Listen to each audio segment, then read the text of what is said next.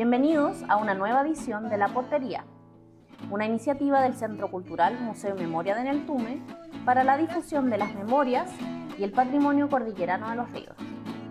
Este programa es financiado por la convocatoria 2025 de apoyo a puntos de cultura comunitaria de la Seremi de las Culturas, las Artes y el Patrimonio de la región de los ríos. En esta edición estaremos con Beatriz Chocori Huenullanca, actual integrante del Coyactún de Coscós en Panguipulli, profesora de Historia, Geografía y Educación Cívica, diplomada en Educación de Adultos y Desarrollo Rural y magíster en Educación Intercultural Bilingüe. También estaremos conversando con Angélica Navarrete, integrante desde sus inicios del Centro Cultural Museo y Memoria de Neltume y actualmente se desempeña como encargada de redes y comunidad de la organización, además de presidente del directorio y la junta de socios. Bueno, Beatriz, muchas gracias por acudir a esta convocatoria. Si quisieras dar tus primeras palabras, tu presentación. Mari compuche compulamien inche Beatriz Chocori Huenullanca tañui tañilof kunarupumapu ka troquín coyactún coscos me feula mulei con arupo me. Bueno, un gusto estar acá, un saludo a todos, a todas los que nos escuchan o nos ven, digamos, para poder hablar, digamos, de este interesante tema que también ha marcado un hito acá en el territorio de Cordillera y agradecer la invitación y esperamos que sea una buena conversa. Mañana. Genial. Bueno, justamente este Centro Cultural cumple 20 años y hemos desarrollado estas cápsulas audiovisuales, este podcast, buscando recopilar parte de la trayectoria y así también dar a conocer de los grupos de trabajo y por qué cada área es así. Y bueno, hoy queremos hablar de exactamente cómo los inicios o las primeras motivaciones hace ya 20 años atrás, ¿no es cierto? ¿Cómo fue tu incorporación a este proceso? ¿Cuándo fue un poco la muestra esta de la muestra antropológica de la madera? Bueno, Cultura de la madera. Sí, sí, hay uno podría contar un trayecto quizá un poco más largo, que quizá igual me interesaría mencionarlo. Y respecto a yo nací en Coñaripe, en el loft de Conarupu, pero de temprana edad desarrollé toda mi vida en Santiago. Entonces, pero yo siempre tuve la idea y el deseo, ¿cierto?, de volver a la tierra de donde es mi origen y mi cupalme, como decimos nosotros los mapuches. Entonces, eso lo logré después de un largo camino y después de haber pasado por la universidad, donde en el área que me formé, historia, geografía, siempre mi visión era cómo se relevan la historia local, la memoria, la historia local. Así que mi práctica también la hice en esa línea y mi tesis también. Entonces, recuperando la historia de los territorios para poder volver a instalar los temas que por muchos años fueron invisibilizados. Entonces, cuando finalmente logro volver, pero volví a Panguipulli, a la ciudad, que no era mi idea, pero bueno, por circunstancias de la vida nos instalamos con mi compañero, que también estaba muy ligado a toda esta historia, y yo creo que más que yo incluso en cosas de presencia, ¿cierto? Y de historia que ocurrieron en estos territorios. Desde lo que ha sido todo el proyecto del complejo maderero Panguipulli, ¿cierto? Él está muy cercano a esa historia y obviamente yo en mi acercamiento y en mi deseo de conocer también la historia del territorio propiamente tal como un territorio mapuche, pero también también sabiendo que hay procesos sociales que se han ido viviendo a lo largo del siglo XX que han marcado esta zona y que en ese momento, cuando volvimos a Panguipulli, estoy hablando del año 2000, no se hablaban de estos temas. Entonces estaba bastante reciente, digamos, toda la situación de las duras situaciones que tuvieron que atravesar la gente que vivía aquí en los años 70, ¿no? Entonces, en esas conversaciones y en esos nexos que uno va haciendo en ese retorno, bueno, uno se empieza a juntar, digamos, con gente que está con la misma idea, que tiene también cierta relación directa o indirecta con la historia que acá ha ocurrido. Y en ese trabajo y en esa reconectar, diría yo, nos encontramos con otras personas, vinimos a visitar más de una vez estos territorios sabiendo lo que acá había ocurrido y se fue gestando un grupo de trabajo en función de ir relevando esta historia, tanto acá en el Tume como en otros lugares también del territorio. Entonces es así que con ese nexo, digamos, se genera el momento en que se alinean, digamos, las ideas, por decirlo así, las energías también podríamos decirlo, de formar parte de un equipo que empiece a relevar la historia que acá ocurrió, pero desde la visión, ¿cierto?, que los propios habitantes tienen acá, porque cuando uno trabaja memoria, el conocimiento está ahí, está en la gente. Entonces es solo reactivar y volver a conversar sobre aquello para que esto vuelva a tener el valor que tiene y para también fortalecer la idea, ¿cierto?, que ningún territorio puede perder su memoria. Entonces había mucho por hacer y había también muchas, podríamos decirlo, limitaciones también de un tema muy complejo, pero que finalmente lo que unía a toda esta historia era la cercanía, la relación con el trabajo en la madera y en la montaña. Y yo creo que ahí eso es un eje transversal para poder abordar lo que se ha hecho desde ese momento hasta la fecha.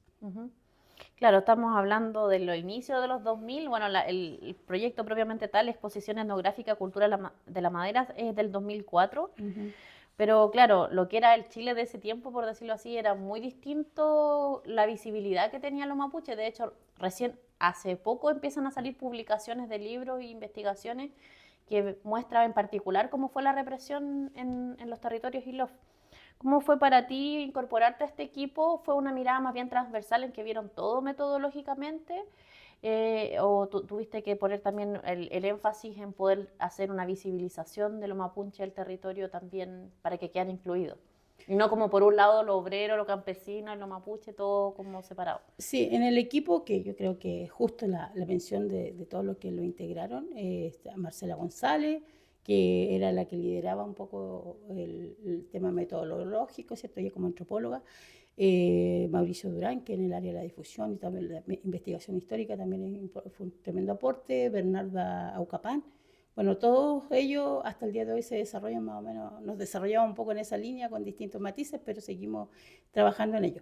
Pero también hay que mencionar que, si bien es cierto, en ese tiempo no existía la figura del museo como tal, como personalidad jurídica, digamos, existía así un sinnúmero de gente vinculada a esta historia que también estuvo presente y fue parte de la idea de levantar esta iniciativa. Entonces, ahí obviamente Angélica tuvo un rol importantísimo y por tanto todo el trabajo se hizo de manera integral, podría decirlo yo. Las visiones fueron compartidas, fueron trabajadas, reflexionadas de cómo abordarlas.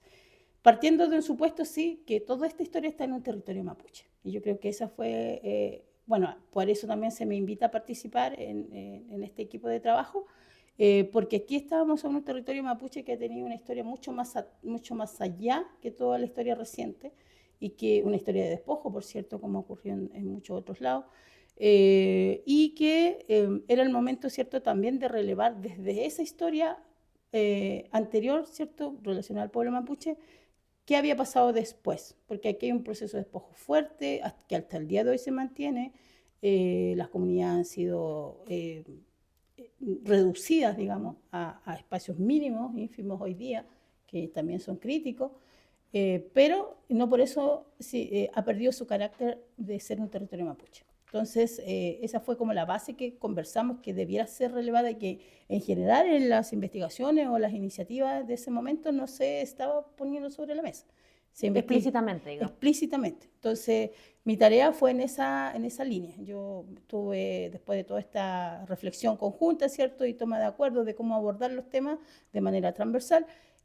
Luego, en lo específico, yo me dediqué a hacer visitas a las comunidades, a hacer entrevistas y a tratar de reconstruir bastante precariamente, diría yo en ese momento, un poco la territorialidad y la ocupación de los lofos, comunidades mapuches que estaban aquí y que siguen presentes. Entonces, esa fue mi tarea específica, pero tiene esa mirada también transversal e integral del equipo. ¿Precariamente dice porque la gente estaba como más tímida, más guardadita con el tema, o precariamente porque no se abordaba mucho y había que partir con la mochila y la capa de agua?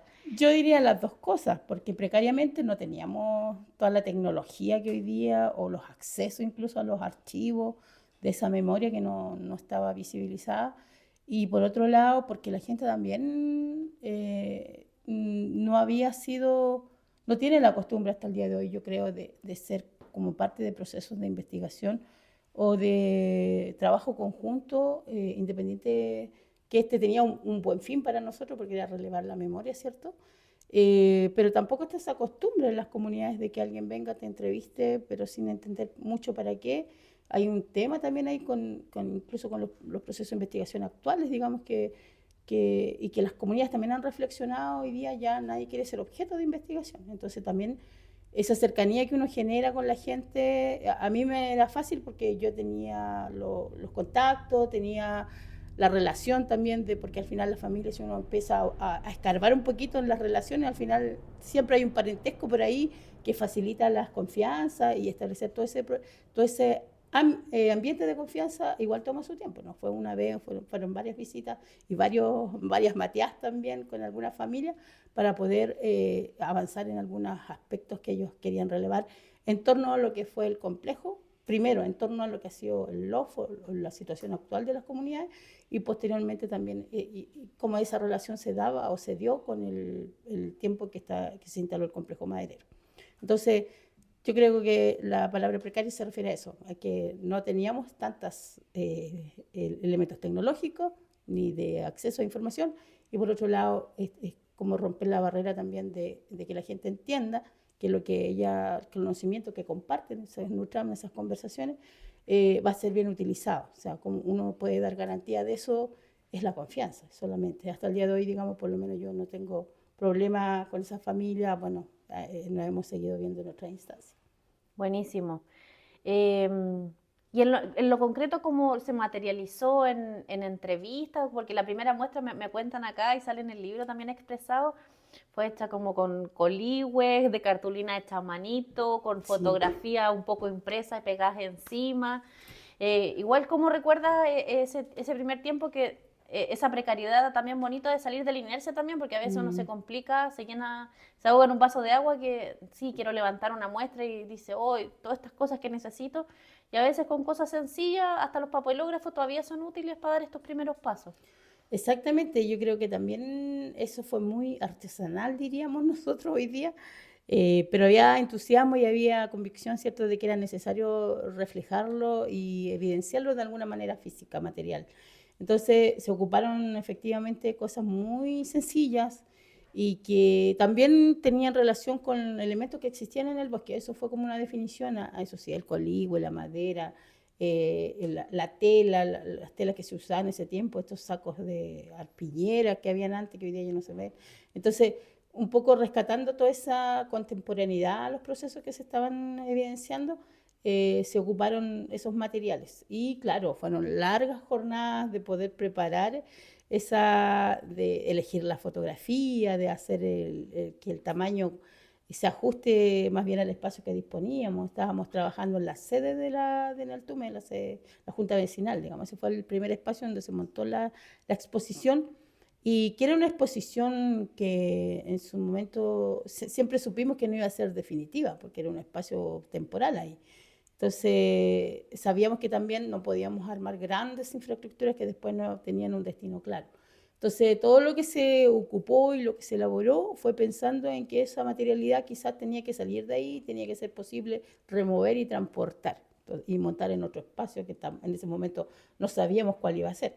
Pero todo eso hizo, bueno, y lo otro es que el fondo tampoco que nos permitió hacer todo esto no era tan grande, era un fondo pequeño, un fondart, que en ese tiempo ganarse un fondar era como ganarse la lotería, no sé si parece que hoy día sigue siendo más o menos parecido, pero tampoco eran tantos los recursos. Entonces, optimizar recursos y largas jornadas de trabajo para poder, y aporte en realidad de todo el equipo y de la gente acá del pueblo de Altume que estaba dentro también del equipo más cercano, también hizo muchos aportes. Entonces, fue una creación colectiva, un montaje colectivo que fue definiéndose en cada detalle según lo que teníamos. o sea, no teníamos mucha, era más ingenio y poder Motivación. y motivación y saber que teníamos que crear algo bonito, que sea visualmente, pero que además refleje el contenido que nosotros queríamos reflejar o que habíamos logrado sistematizar en ese momento, para que la gente se entusiasme y vea y se reconozca y se motive, digamos, que esta memoria no se puede perder. Y que eso genere conversaciones, genere información, nueva información, que también se pueda traspasar a los más jóvenes, que también es un desafío.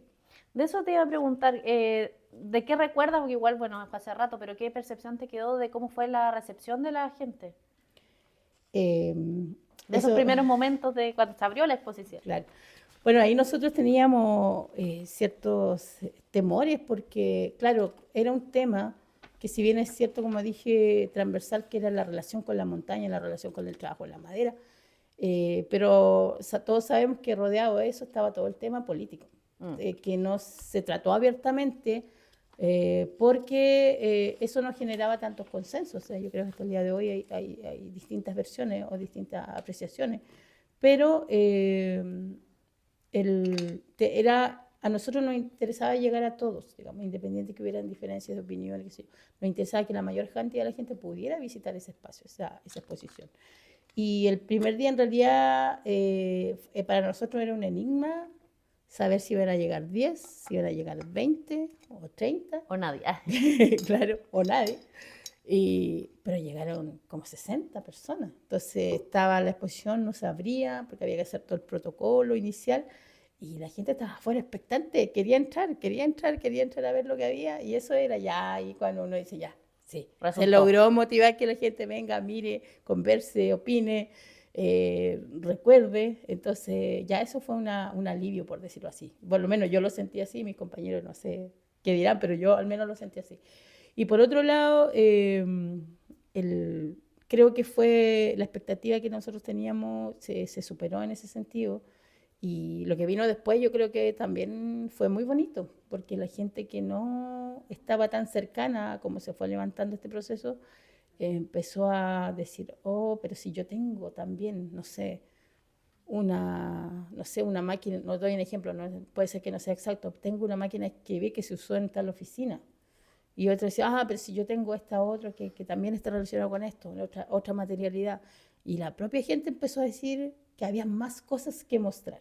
Y eso también me parece que fue un tremendo logro, porque de no hablar de un tema o de no socializar, digamos, información o tener esa historia solo en el ámbito de la casa, digamos, o quizás de la familia, y ponerlas como en común, yo creo que eso fue uno de los tremendos logros de esta iniciativa y de esta experiencia de haber sido parte de esta exposición. Yo creo que a partir de ahí creo que se desata muchas otras acciones en el sentido de que hay interés.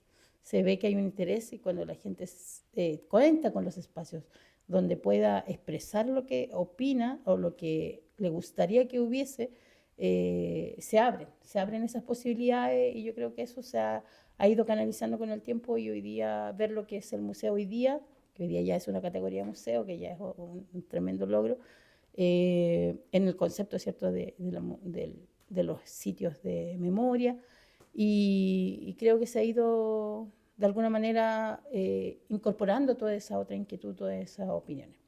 Siempre se puede mejorar, claramente, pero creo que se ha avanzado mucho.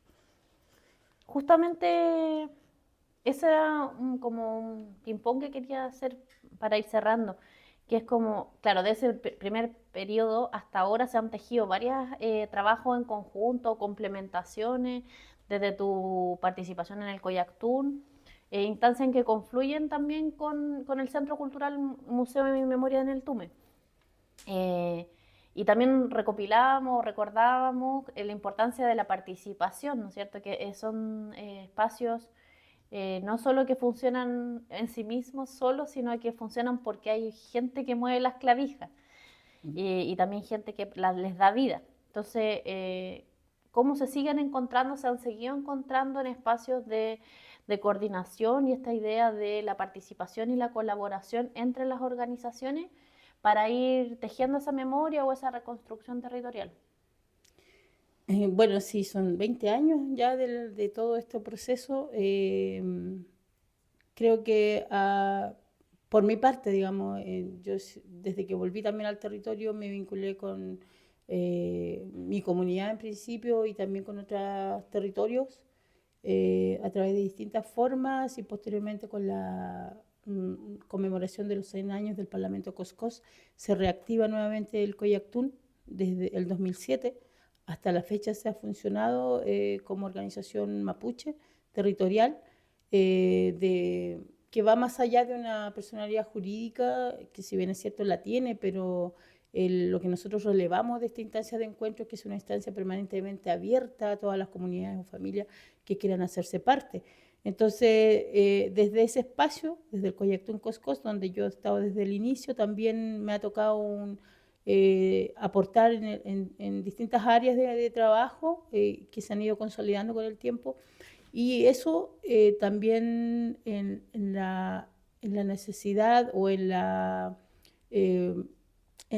cuando nosotros nos juntamos, hacemos encuentros, nos juntamos todos los años en el Parlamento, siempre se ve, se ratifica, digamos, que nosotros como pueblo hoy día estamos en un territorio en el cual convivimos con el pueblo chileno. O sea, hoy día nosotros en este territorio y en muchos territorios de Gualmapu, ¿cierto? Hay una relación ya establecida con el pueblo chileno y también un avance, diría yo, en el reconocimiento desde el pueblo chileno, estoy hablando del pueblo chileno, no del Estado, hacia los derechos del pueblo mapuche en este caso. Entonces creo que se ha ido co-construyendo una relación en la cual nos reconocemos como distintos, pero con objetivos comunes. Finalmente compartimos un territorio, cohabitamos un territorio en el cual todo lo que pasa en el territorio nos afecta tanto a mapuches como a chilenos. Por lo tanto, se ratifica la necesidad de articularnos en redes de trabajo, articuladas en redes de defensa, como ha ido ocurriendo en estos años. Después, posterior a todo eso, vino todo el tema, el conflicto que instalaron las centrales hidroeléctricas en el territorio, ¿cierto? Cuando pretendían hacer 12 centrales, particularmente una aquí muy cercana en la comunidad, en el territorio del lago, en el Tume, ¿cierto? Con las comunidades que han existido, con la cual el Parlamento, ¿cierto? Desde el Parlamento se articuló también mucho apoyo con personas que eran de organizaciones comunitarias chilenas o eran parte del territorio y que no eran necesariamente mapuche. Entonces se generó una articulación que fue clave en el buen éxito de que finalmente Endesa se retirara, con todo eso, con todo, digamos, las colas que podríamos decir dejó en el territorio, pero finalmente se logró resguardar un territorio de una central que era similar a lo que había ocurrido en Biobío, en Alto Biobío. Entonces, toda la historia desde el 2000 o 2007, cuando se rearticula el Parlamento, nos apunta a que es necesario eh, fortalecer estas articulaciones, generar redes de trabajo. Existen principios que nos unen, principios de vida, diría yo, que han dado una larga experiencia ya a la fecha de muchas situaciones o luchas, ¿cierto?, que se han dado conjuntamente entre mapuche y chileno en este territorio panguipulli. Yo creo que eso también le ha ido dando una cierta visibilización a los procesos sociales y políticos que están ocurriendo en el territorio panguipulli, que a pesar, digamos, que existe también la presencia de grandes empresarios, ¿cierto?, o que hoy día sea cuestionable e inaceptable, por ejemplo, que un tercio de la comuna esté en manos de privados, que el pueblo mapuche hoy día esté reducido a un 5% de su territorio ancestral en esta comuna y que hoy día lo equitativo en el acceso a la tierra, al territorio, obviamente no se está dando. Que por sobre eso hay derechos fundamentales que tienen los pueblos indígenas que tampoco se han considerado y que también existe, digamos, un avance en los derechos de los pueblos indígenas, pero que finalmente cuando uno lo ve en la práctica, cada derecho hay que estarlo peleando siempre. Entonces, todo ese conjunto de situaciones hacen que nos hemos seguido encontrando hoy día con distintas personas vinculadas acá al museo, vinculadas a los territorios aledaños al que hoy día estamos en el Tume, y que eso va a tener que seguir siendo así. porque finalmente, como dije, convivimos en un territorio que tenemos que cuidarlo entre todos. Hoy día, y hoy día con mayor razón diría yo, porque hoy día estamos en una crisis global, ¿cierto?, que se le llama cambio climático, que se le llama calentamiento global, que también hay que recordar que no lo hemos hecho nosotros. Eso ni los pueblos indígenas ni los pueblos del mundo, sino este sistema de transnacional, ¿cierto? Y de grandes, donde pequeños tienen mucho poder y mucho dinero y por lo tanto están dando las líneas del orden mundial que nos ha llevado a lo que hoy día estamos. Entonces, también hay que ver, nos obliga, ¿cierto?, a ver siempre el contexto internacional por un lado, pero anclado en lo local y en que todas las experiencias que hoy día se están haciendo a nivel local están contribuyendo a que efectivamente podemos tener otro modo de vida, podemos tener o recuperar más bien un modo de vida que viene de la ancestralidad de los pueblos indígenas y que finalmente la única manera de asegurar un futuro posible, amable y no diría en armonía porque eso suena muy ideal, pero que sí trabajemos por la soberanía alimentaria, trabajemos por el cuidado de los bosques, por la restauración, por el cuidado de las aguas. Yo creo que son los elementos que hoy día nos unen en el territorio Panguipulli a las organizaciones que estamos en esa línea.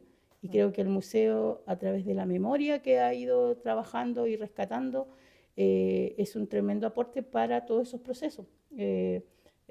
Nuestro anhelo, digamos, que el museo siga en su línea de trabajo. Hay mucho por hacer en lo local y creo que el museo es un buen espacio que permite ese también encuentro para los vecinos, para la gente que vive en esta zona cordillerana, que también es necesario tener espacios de reflexión y acá se dan continuamente. Entonces, hoy día con el Museo Memoria compartimos un espacio común que es Bosque Modelo, también como una experiencia de gobernanza local, ¿cierto?, donde hay actores institucionales y actores territoriales que buscamos también en estas mismas líneas que he mencionado avanzar conjuntamente y para que esto se transforme en una visión de territorio. Yo creo que ese es el gran desafío hoy día que tenemos todas las organizaciones que estamos luchando y trabajando y proponiendo e implementando iniciativas de carácter local y de carácter asociativo y de carácter comunitario que finalmente van buscando, digamos, este camino y van reconstruyendo este camino para que podamos seguir compartiendo este territorio. Yo creo que finalmente esa es nuestra meta que hoy día compartimos tanto con el museo como con otras organizaciones. Claro, sobre todo que los tiempos como han cambiado, quizás cuando esto partió era necesario recopilar o tomar esa historia local de incluso lo que fue la explotación masiva del bosque nativo, y ahora estamos en una idea más regenerativa porque en realidad nos van quedando los reductos de bosque y también los reductos de memoria, entonces surgen conceptos como la memoria biocultural, donde efectivamente lo ecológico y lo histórico, la memoria trabajan de la mano para poder soñar un futuro o más, hacerlo viable más que soñar, ¿no? Claro. Así que eso, Beatriz, te agradezco mucho la conversación. Nunca sobra, siempre es importante volver atrás, compartir experiencias también exitosas en el sentido de experiencias que surgen fruto gracias al esfuerzo y la coordinación. Así que te agradecemos mucho. Vamos a conversar ahora, después del pequeño corte, con Angélica para conocer cómo se pasa desde esta muestra a ya querer formar una organización allá por el 2004, por ahí, 2005. Sí. 2005 para que sean 20 años. Así que eso, muchas gracias por esta conversación. Ya. Bueno, de mi parte agradecer también la instancia de poder volver a recordarse todo ese momento que para mí en lo profesional fue importantísimo. Bueno, yo estaba pocos años de egreso, me han pasado hartos años en realidad, pero fue un buen desafío y creo que fue un buen trabajo también el que se hizo en conjunto con el equipo y toda la gente que participó de una u otra manera. Así que agradecer por volver a evocar esos momentos y que ojalá a motivar también a que en el territorio existen harta gente joven, gente que ya tiene estudios, también ha pasado por algún tema formativo y que siempre es bueno mirar acá el territorio primero antes de querer irse, porque creo que acá es donde podemos de alguna manera recuperar este buen vivir que nosotros queremos. Así que Fentres Mañum. Mañón, Peucayal. Peucayal.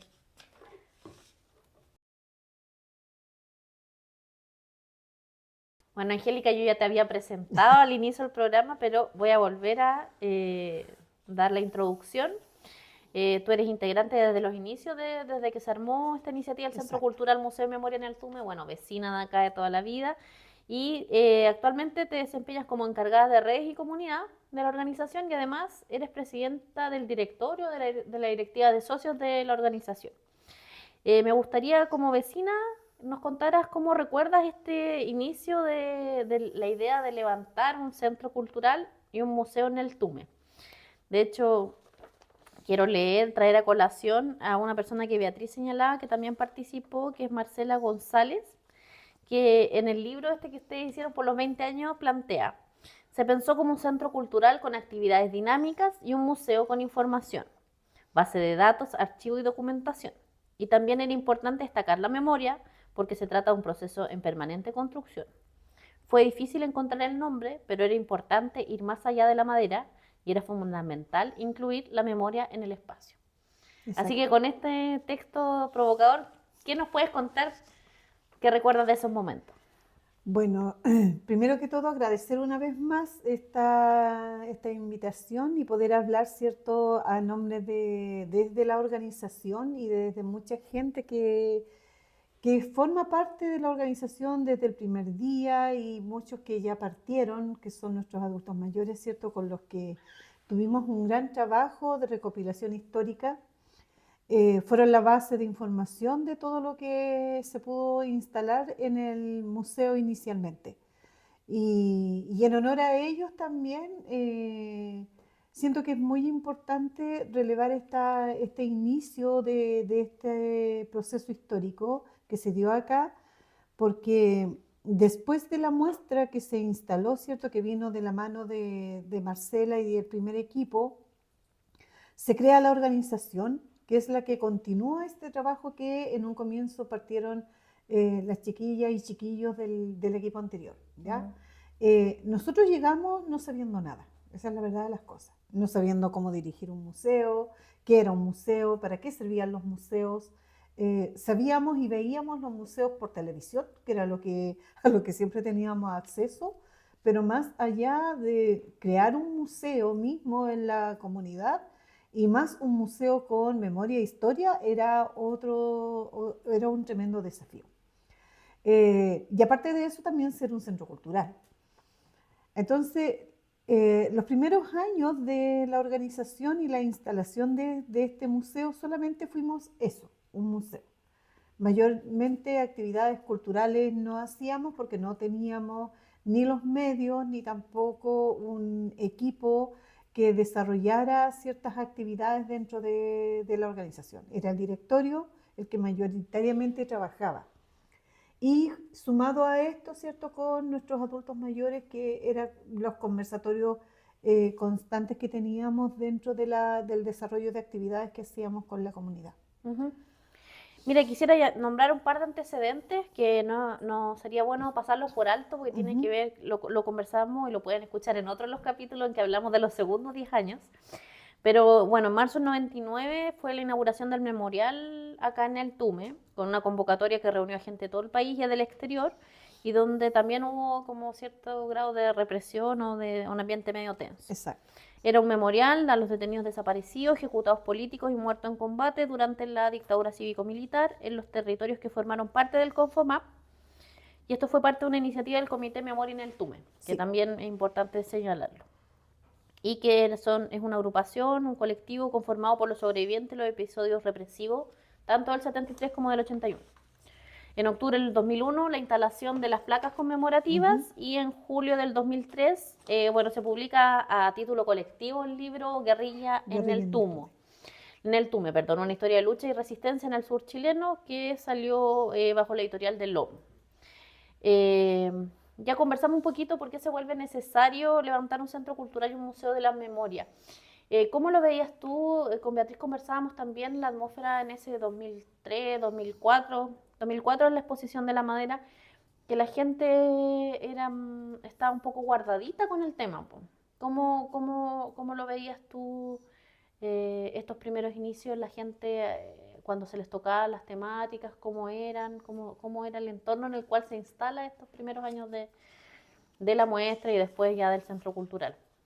Bueno, los primeros años, y no han pasado muchos, ha sido bien difícil el trabajo de memoria en el territorio. Hay una cierta resistencia a, a hablar de estos temas.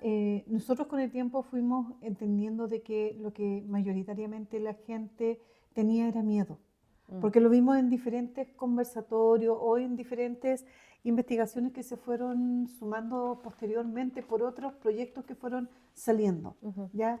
La gente como que quería que la historia no desaparezca, eso nos lo dijeron varias veces, Eso sí pero estaba. sí, eso estaba presente, por ejemplo, en la comunidad, pero le daba miedo participar. Y ese miedo fue latente, porque llegó gente, por ejemplo, con objetos a hacer entrega al museo y nos decía abiertamente, yo voy a dejar esta foto, pero por favor no digan que yo la traje, que no aparezca mi nombre vinculado, digan que se las donaron nomás y que llegó, pero que por favor no pongan mi nombre, porque nosotros teníamos que llenar una ficha, quién la había traído, cuándo la había obtenido, y todos esos datos no podíamos tenerlo por resguardo a la gente que confiaba en nosotros y nos hacía entrega de sus objetos. Sí, era mucho el temor que había en la población. Sí. Algunos datos concretos para los que son más jóvenes o los que han venido llegando al territorio, volviendo a este momento de la exposición, que es el antecedente. Fue desarrollada en el 2004, funcionó la sede de la Junta de Vecinos en el Tume, que fue a su vez antes la pulpería del fondo en el Tume. Y recuperó múltiples aspectos de la historia local de Neltume durante la época del complejo, o sea, condiciones de la vida cotidiana y trabajo, y la sociabilidad, momentos de vida social como los partidos de fútbol. La muestra también incluía experiencias de la violencia sufrida durante la dictadura y se incorporaron, de hecho, algunos testimonios recopilados. También en el libro sale señalado, porque yo no estaba en ese momento acá, y lo que cuentan ustedes es que los cartelitos fueron hechos a mano, Sí. Y que la gente espontáneamente fue donando cosas para dotar el montaje. El énfasis de la muestra estaba en el trabajo forestal y la vida en la montaña, y también se incorporaron aspectos de la vida cotidiana, ¿no es cierto? También comentaste un poquito de estos primeros años de los comodatos de la casa y los primeros arreglos, que solamente por cosas de logística, por ejemplo, abrían durante el verano, algo así leí. Las visitas guiadas eran como en menor cantidad. Cuéntame un poquito del funcionamiento de esta casa bueno, y primero cuéntame qué era antes esa casa, ¿no? Esa casa. Bueno, nosotros inicialmente estuvimos 2 periodos después de que termina la exposición de la cual habla Beatriz, seguimos en la Junta de Vecinos, ¿ya? Hasta el año 2005, cuando se nos hace entrega de esta casa en comodato por parte de Bienes Nacionales, para poder instalar ahí ya la muestra definitiva, que era el Museo de la Memoria, ¿ya? En sus inicios, ¿cierto? Como bien se dice, la muestra terminó siendo esporádicamente abierta en el verano, porque la casa mantenía una deuda de luz grande que no era nuestra, y lamentablemente no se había cancelado, por lo tanto la casa no tenía luz. Entonces la casa es muy oscura en sí, y eso no nos permitía trabajar más allá de las 4 de la tarde, por ejemplo, en invierno. Y tampoco nos permitía trabajar en invierno el hecho de que no teníamos recursos para la mantención de la propiedad misma. Entonces, ¿cómo lo hacíamos? Todo era autogestionado, ¿ya? Con pequeños beneficios lográbamos pagar las cuentas del agua, por ejemplo, y los guías en el verano, con lo que se recaudaba en atención al público que pasaba, se juntaba ese dinero, con ese dinero se le pagaba a los guías, y el resto de la plata se guardaba durante todo el año para poder pagar los gastos básicos. Logramos con mucho esfuerzo que la empresa que había quedado debiendo la luz se hiciera cargo de la deuda, y la finiquitara, y eso ya nos permitió, por ejemplo, tener luz eléctrica para el funcionamiento, porque en ese entonces no contábamos con internet acá en el pueblo, tampoco había teléfono, entonces, por lo tanto, los inicios del museo fueron muy, muy precarios. Para poder sacar una fotocopia teníamos que ir a Pañipulli, para poder hacer la muestra, por ejemplo, o montar la muestra porque se humedecía mucho la casa en el invierno, teníamos que volver a imprimir todo el material porque como estaba impreso Papel. en papel, eso se descoloraba durante el invierno, se humedecía y aunque lo sacáramos de las paredes y lo guardáramos, se humedecía igual, porque tampoco contábamos con los recursos para la calefacción pertinente, entonces era un constante trabajo que asumían en gran cantidad, como lo decía, el directorio y nuestros hijos, que eran estudiantes en ese momento y nos ayudaban desde la casa muchas cosas a poder sacarlas, ¿cierto?, en el periodo para tener abierto al año siguiente de nuevo otra vez. De hecho, por ejemplo, la creación del correo electrónico, que fue lo primero que logramos tener, eso correspondió a colaboración de los hijos en la casa, que ellos hicieron este correo electrónico para poder tener algún tipo de comunicación que nos enviaban de otra manera, desde otro lado. Y era súper pintoresco, porque, por ejemplo, mi hija, que era la encargada del correo electrónico, y estudiaba en Valdivia, entonces ella me traía impresos desde Valdivia todos los correos electrónicos. Nosotros acá con Jova, que era la presidenta en ese momento, Jova Silva, leíamos los correos, se los contestábamos por escrito, ¿Y ella y escribe? ella escribía y mandaba los correos cuando llegaba a Valdivia. Entonces fue un trabajo muy, muy desde abajo, y por lo cual se valora a lo que hemos llegado hasta el día de hoy, a lo que tenemos hoy en día. Claro, y leía que, claro, el comodato primero fue por 6 meses, después por periodos, 2 periodos por 5 años, y ya en octubre del 2015 se consiguió la concesión de uso gratuito por 30 años, eso ya les da más estabilidad para... O sea, esa concesión, por ejemplo, vino acompañado de una visita presidencial en esa época, la cual nos trajo un cambio que fue un giro completamente distinto a lo que hasta el momento habíamos venido haciendo. Eso nos permitió no solamente el comodato por los 30 años, sino que fuera de eso venía acompañado de un fondo que es una glosa presupuestaria, una glosa presidencial, a la cual tenemos acceso desde esa fecha en adelante, que nos permitió armar un pequeño equipo de trabajo que ya le dio un cierto grado de profesionalismo a lo que nosotros como organización plenamente habíamos venido haciendo durante todos los años anteriores, ¿ya? Y también venía acompañado de un presupuesto para restaurar la casa, que estaba en muy malas condiciones, y a partir de eso ya el museo empezó a tener cambios distintos.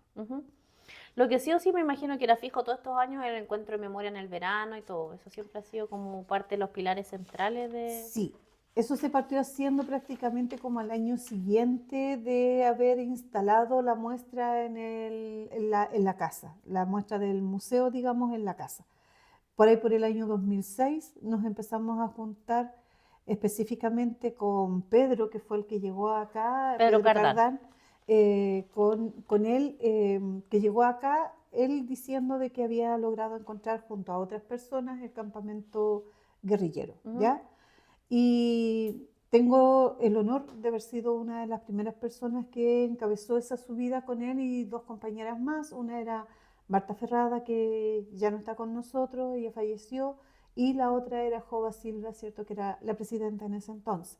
Fuimos las 4 primeras personas que desde acá fuimos hasta el campamento en compañía de él. Y después ya posteriormente se hizo extensiva la invitación a aquellos sobrevivientes que habían sido parte también de la instalación del monolito, y llegó un grupo de 15 personas que fueron muy íntimas ese primer encuentro. Y así fue creciendo hasta el día de hoy, cuando ya somos más de 200 personas las que suben hasta el campamento todos los años en febrero. Claro, y también se instalan monolitos, se han instalado en otros puntos, también hay lanzamientos de libros, conversatorios, es como... Claro, varias... todo fue creciendo a partir de ese momento. Por ejemplo, se instala posteriormente a la adquisición de este presupuesto la ruta de la memoria, que son las placas que están instaladas en diferentes puntos en donde cayeron los compañeros de manera simbólica, porque no es el lugar exacto, Ujú, pero sí forman parte de esta ruta que se instaló a partir de ese entonces. ujú. Otra cosa que tengo dentro de los antecedentes relevantes que ocurren estos 10 años, que tú lo señalaste, pero someramente o por encima, que cuando ya se logra este comodato más largo, también logran conseguir un financiamiento del gobierno regional en el año, en ese periodo, y ya empiezan a renuevan la museografía. ¿Qué Sí, recuerdas de esa época de que se le pone un acceso universal, se mejora la instalación eléctrica, se le pone aislación térmica, se reparan las ventanas y ya se empieza a conocer la muestra como esta cosa por las salas con distintas temáticas y todo? claro, ese fondo regional del cual haces mención en realidad es un proyecto que trae en sí específicamente la renovación de la muestra que teníamos escrita en cartulina, ¿ya? Ya, Esa es la finalidad de ese fondo ya. No se cambió el específicamente. contenido, solo No, la materialidad. no, solo Materialidad. la materialidad. No se hizo un trabajo de Ya, investigación nuevo y perfecto. de hecho es el que nos acompaña hasta el día de hoy, ¿ya? Sí se cambió la materialidad de la muestra para hacerla un poco más duradera, Ujú. porque por todas estas dificultades que yo comentaba antes, y, y eso mayoritariamente nos dio, ¿cierto?, una nueva imagen, ¿ya? Eh, Hay una compañera a la cual yo recuerdo que fue la primera presidenta, ¿cierto?, de la organización, que voy a usar un término que ella, cuando vio de nuevo el museo, dijo que estaba muy pituco. Entonces, a mí me hace mucho sentido esa Comentario. apreciación que ella hace, porque claro, pasamos del papel escrito a lápiz a un museo con las paredes escritas en plotel de corte, eran cosas nuevas que nosotros no conocíamos, ¿cierto? Y que fuimos una de las primeras organizaciones que empezó a hablar de estos nuevos términos en cuanto a museología, a un guión museográfico que tampoco había, porque era algo como muy libre. Nosotros antiguamente teníamos la casa completa con todo lo que nos había llegado, había piezas en todas las piezas, valga la redundancia, eh, y era nuestra manera de mostrar lo que la Sí, pues. gente nos había colaborado. Ujú. Desde ahí se hace una selección de las cosas que se van a exponer y con eso se monta, ¿cierto?, la muestra que tenemos hasta el día de hoy. Sí, hoy día trajimos algunas muestras de donaciones Sí, que son súper ejemplificadoras de los contenidos que se abordan. Si pudieras contarnos un y poquito son más. muy simbólicas también, porque por ejemplo siempre se habla de que en el complejo forestal y maderero había, claro, estaba la labor fuerte, ¿cierto?, que realizaban los hombres, pero las mujeres también trabajaban. Y justamente había un proyecto de apicultura que Mm, mayoritariamente lo desarrollaban las mujeres. Y estas muestras alguien las guardó, esto no corresponde a un aserradero, sino que habla del testimonio de que sí efectivamente se hicieron este tipo de trabajos acá, que los llevaron mayoritariamente a las mujeres, ujú. ya que era la producción de miel. Entonces, estos son ahumadores que antiguamente, ¿cierto?, se trabajaban para espantar a la abejita, para aturdirla con el Y poder humito trabajar. y poder trabajar y extraer la miel. Es un producto completamente muy artesanal y muy antiguo, Ujú. ¿ya? Claro, o sea, habían estas otras ramas, creo que también hubo un vivero en la época del complejo. Sí, Exactamente. un vivero También de árboles para había ir renovando. de árboles nativos, ¿cierto? Y eso mayoritariamente eran mujeres también las que trabajaban ahí. Ujú. A ver, ¿qué más? Estos son todas donaciones de vecinos y vecinas. Esas son donaciones de vecinos y eso ya es un poco más, ¿cierto? Esto es una tota, que es una tota hechiza, no es una tota original. Es como una réplica. Es una réplica, claro, y es inclusive hasta más moderna por el material que tiene acá encima, porque la tota original es hecha de suela, esta parte, Ah, porque la suela le pasaban vela de abeja, cera de abeja, y eso permitía que el palo resbalara y así no hicieran tanta fuerza. En cambio, esta ya es de plástico, que ya es un poco más moderna, pero es completamente hechiza, está hecha ¿cierto?, de mezclilla, no es una tota 100% original. y eso se pone Aquí aquí en el hombro en el hombro, para lo llevar palo, usan los toteros, justamente, para para llevar llevar el el... palo que cargan, ¿cierto?, para ir haciendo los castillos de madera, que era lo que apilaban para después ir a la venta o a la exportación.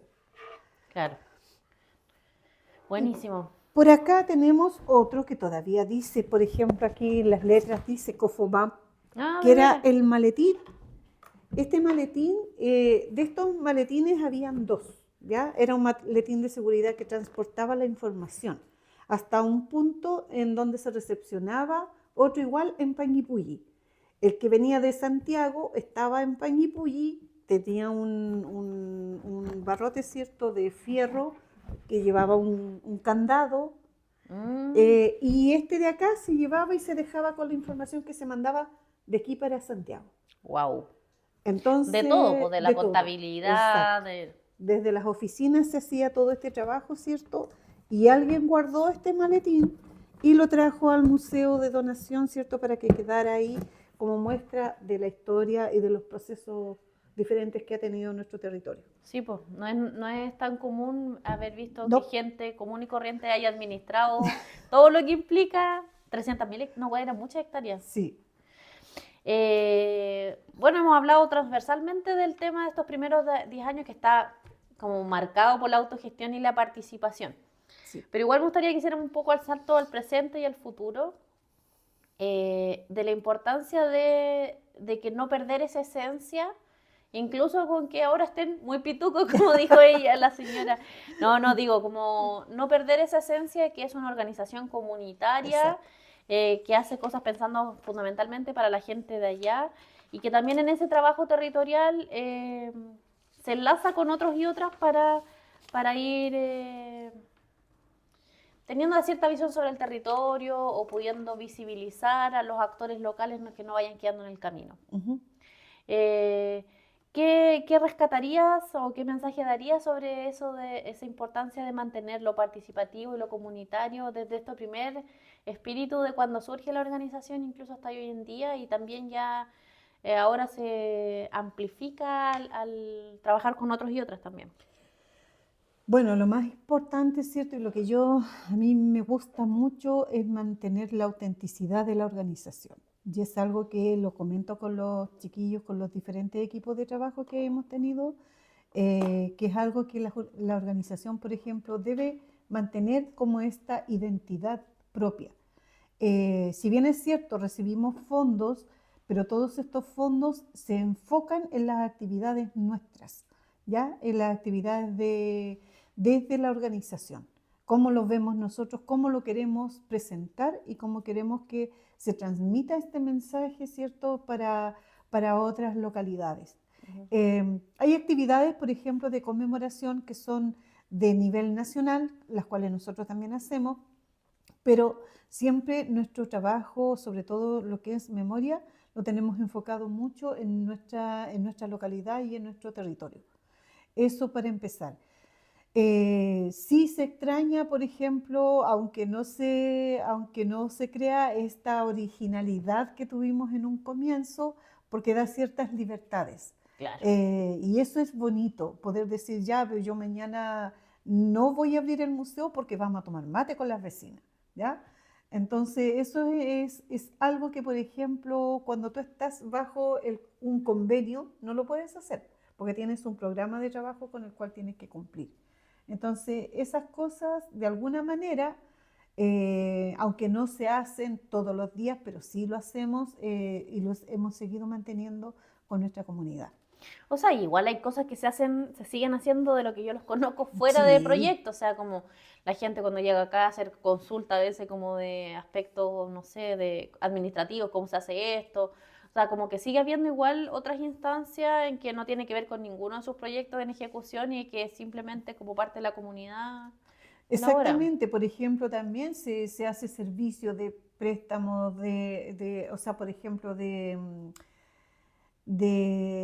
por ejemplo, el otro día había una organización que tenía un problema con su data, nosotros le prestamos la tele para que hagan la actividad. Son cosas que se hacen así completamente como vecinos, no como parte de un contrato ni nada. Claro, no fírmeme aquí el convenio. No, para nada. Entonces, por ejemplo, también si necesita de repente alguna persona una fotocopia una fotocopia de su carnet, todo ese tipo de cosas, servicios, se siguen prestando hacia la comunidad para que sientan que este espacio no es de un grupo de personas, sino que es de toda la comunidad. Hay un grupo de personas a cargo, pero sí siempre la idea es que este espacio siga siendo lo más comunitario posible. Sí, igual se puede ver desde afuera como algo pequeño lo que estamos comentando, pero a veces es muy importante poner estos destacadores porque el mundo está yendo por una corriente masiva que arrastra hacia otro lado, Sí, como sobreexponerse, como, bueno, ¿para qué nos vamos a poner pesimistas, no? Entonces, como es importante volver a remarcar y poner en palabras esos valores como fundamentales que nos hacen querer vivir en conjunto, ¿no? exactamente. Así que bueno, Angélica, yo te agradezco mucho este espacio, de esta conversación. Esperamos que también a quienes nos escuchen o nos vean puedan dejar comentarios sobre también lo que recuerdan de estos primeros momentos. A lo mejor algunos eran niños pequeños y vinieron a ver la muestra y ahora son grandes o no sé. Si nos pueden dejar comentarios sobre esta primera muestra, estos primeros tiempos del museo, sería muy, muy interesante. Y bueno, agradecer siempre esta instancia.